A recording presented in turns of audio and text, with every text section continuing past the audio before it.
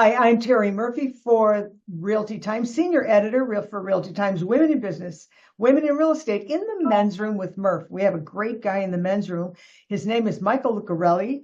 Michael is the co-founder and the CEO of RentSpree. And this starts from a wonderful story, Michael, of you and Paul going to school at Pepperdine, where you both were studying, and renting was a nightmare. And if anybody knows about renting, period, let alone in California, LA, yes. So you started this company how many years ago? It's a little over 8 years ago now. Yeah, that's kind of an amazing, just two kids. And we talk about Paul, and his name looks very difficult, kids, but it's Sirius Supang. And he's from Yep. Thailand. And whatever his mother was eating was amazing because he's brilliant. And Michael and Paul get together because their very life depended on finding housing. So uh, that kind of is how Rent Spree started. Would you agree?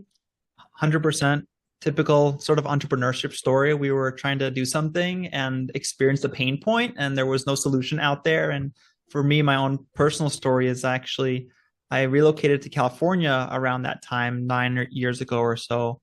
And when I had to find an apartment, I went to this small mom and pop landlord, and he actually directed me to use a fax machine in order to apply for the property. And my jaw, I think, must have dropped right to the floor when he said, "Hey, you have to fax this back to me."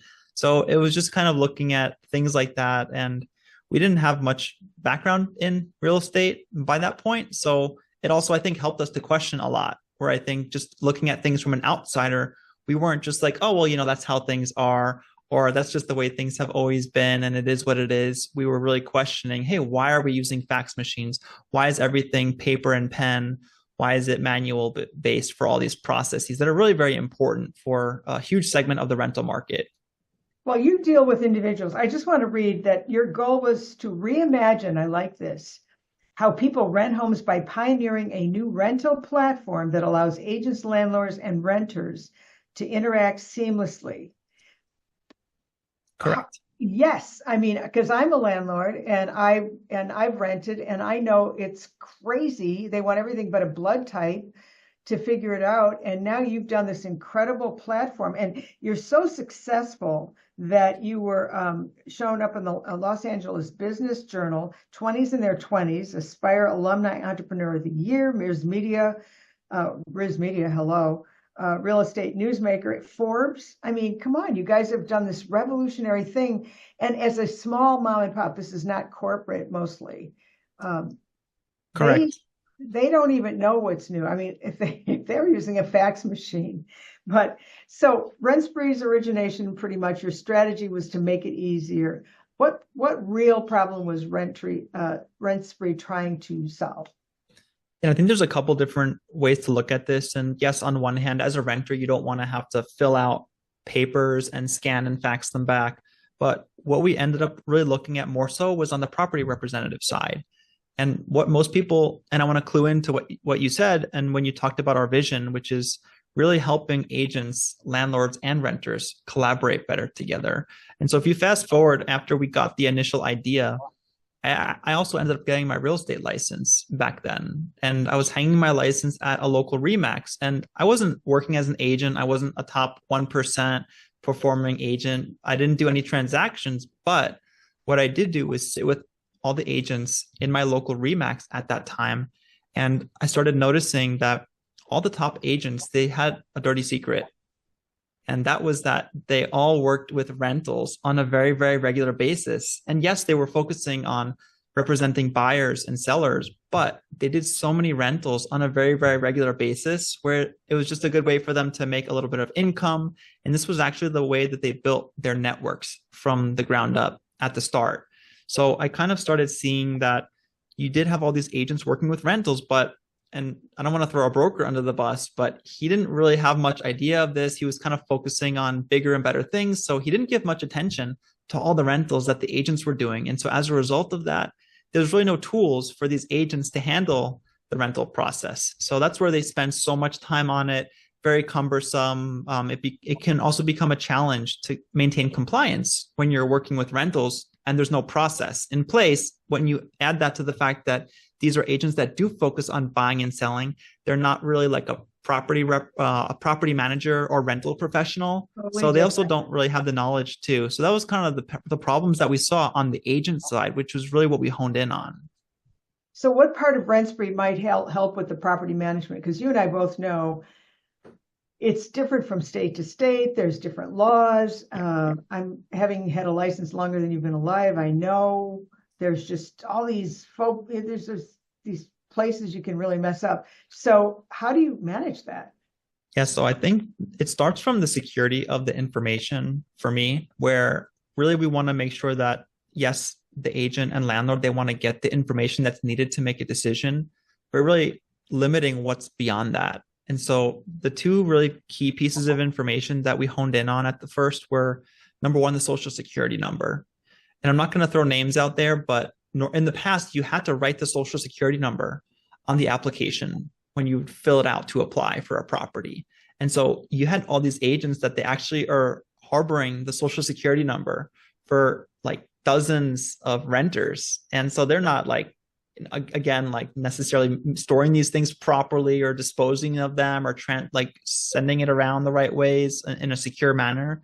So the social security numbers was a big one where now no human being sees the social security number for renters who apply, which you don't need it. So that really helps take it off. And then the second piece was the screening fee. So when you pay to apply for a property, we had all these agents that they would have to actually collect a fee from the renter, like actually like, hey, I need cash or I need a check or give me your credit card number. So they would have to collect the actual payment information and transfer it around. And that's again where with RentSpree, the renter can pay directly on our site securely with a credit card. No human has to see it.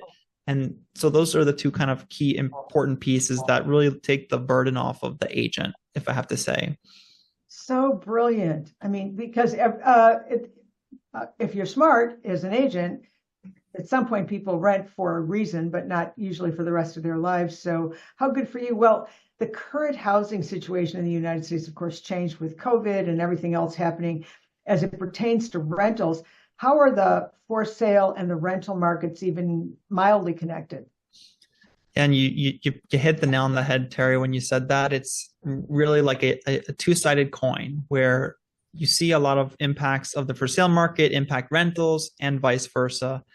And unfortunately, now we're at a point where the cost to purchase a home and to really pay your mortgage rate and everything that goes into it, and even saving for a down payment, that has increased at such a rapid rate that far outpaces the increases that you see for the median income for people.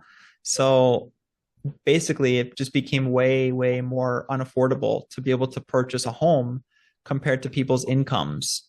And I'm totally an advocate for home ownership. I think that's a huge path to wealth. And it's a dream that still 95% of every consumer has to purchase a home at some point. But it's just so much more expensive to be able to do that. And so when you have this kind of mix of these rates that are higher than ever before, the median price of a home is higher than ever before, and the median income has actually not increased nearly as quickly, it's just a perfect storm for people having to find alternative means of housing. And people need to live somewhere still, right? So that's where you have to really be turning to renting.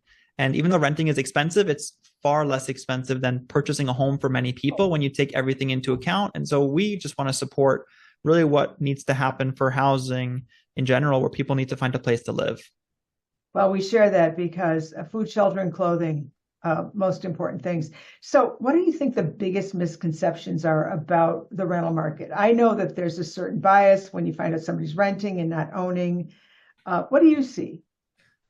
Yeah, I mean, I hear so many things over the years, Terri, about renting. Like renting is the redheaded stepchild of real estate, or, kind of renters have this stigma to them. But what I would say is maybe two sayings that I have, which is that renting is the new normal for most people. And it's not so much of a choice that you make. sometimes that's the only option. And really, that's the only option for most people now. But the other thing that I think is important to highlight is um, the renter of today is the owner of tomorrow and the landlord possibly of next week. So, people do go through these transitions. And when you talk about establishing relationships and having this like client for life, that doesn't start now when maybe you help someone purchase a home. That can and should start from the time when they're renting. And if you're an agent, I think absolutely you'd have to be crazy not to want to help these renters who, like I said, they're renting now, but you can help them. You can kind of go through that journey with them. They're going to purchase a home at some point, especially if you're helping them and maybe showing them what they can qualify for. And there's so many different resources that can be provided to people. And so they will purchase a home at some point. And that's where I think it's really worthwhile to focus on those things, because it's the gift that keep on giving. And not only can you help renters, but you get into contact as a result of that with so many landlords as well.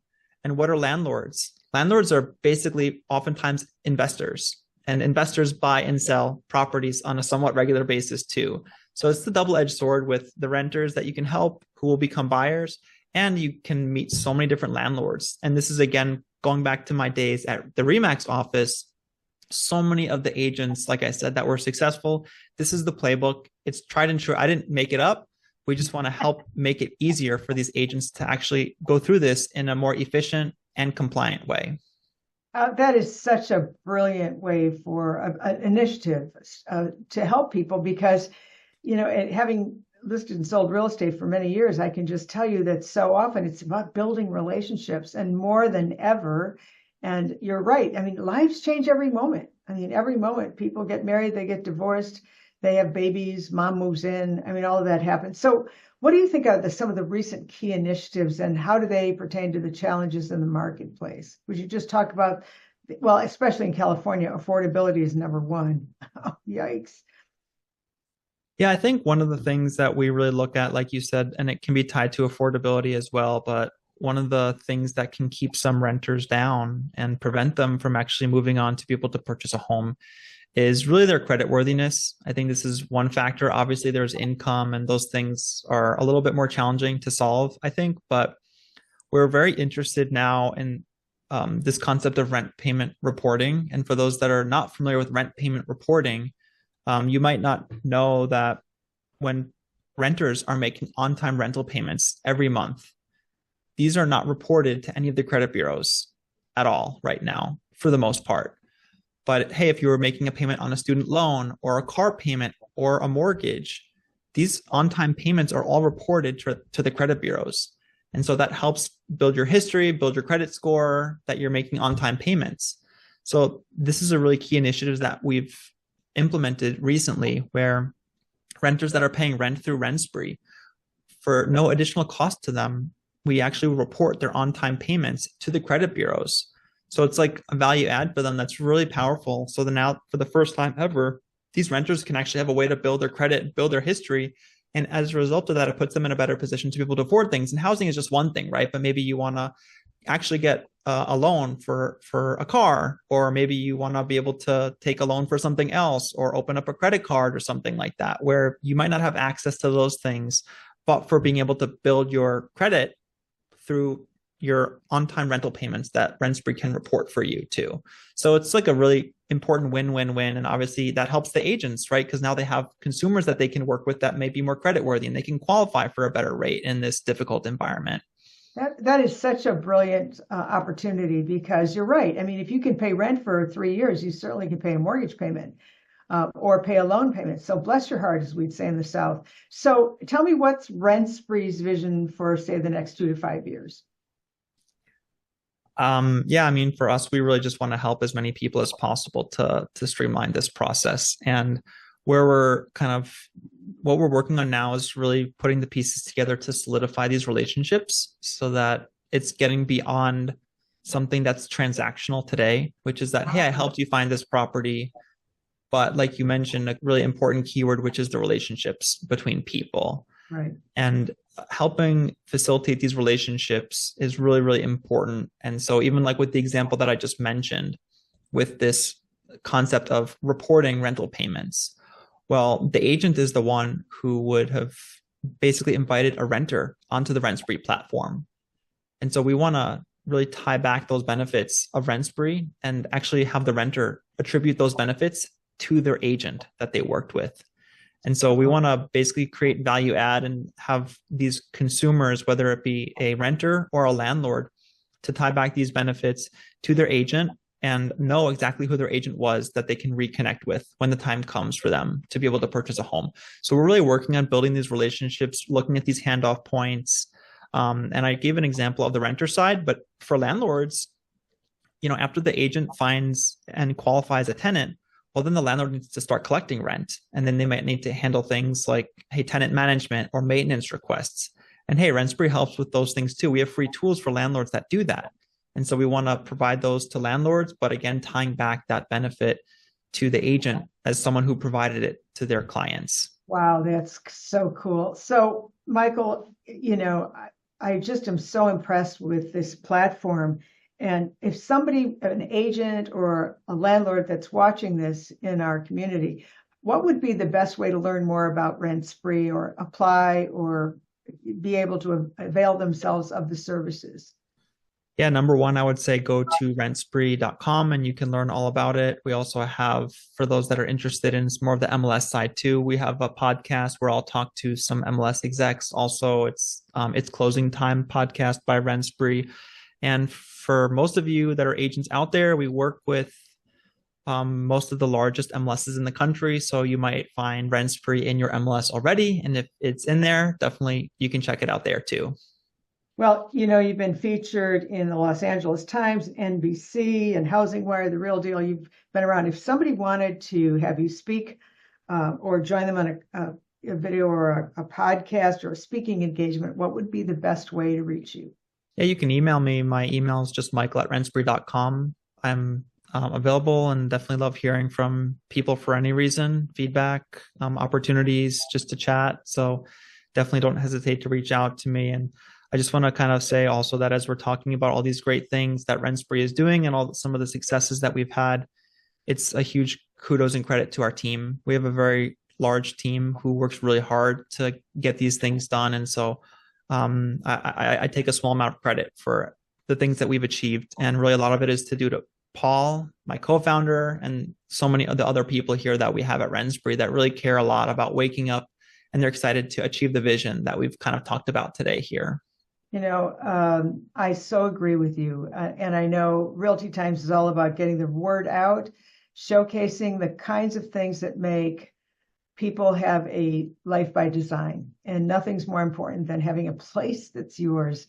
And we so appreciate your joining us. And I'm hoping sometime you and Paul, if he's ever available, could join us again, because I know that this is going to be an ongoing growth thing. And we are just delighted to have you here today at Realty Times. We're going to be featuring on the Data Advocate, Women in Business, Women in Real Estate. We're going to interview Lauren Martin, eventually what you have for women. And so we will keep you posted, but we're probably going to ask you back again. Anytime, Terri. And thank you so much. This has been fantastic. Thank you so much for joining us here on Realty Times, Women in Business, Women in Real Estate, in the men's room with Murph. Thank you so much for joining us for rentspree.com. Go there and find out some information, see who you can help. Thanks for joining us.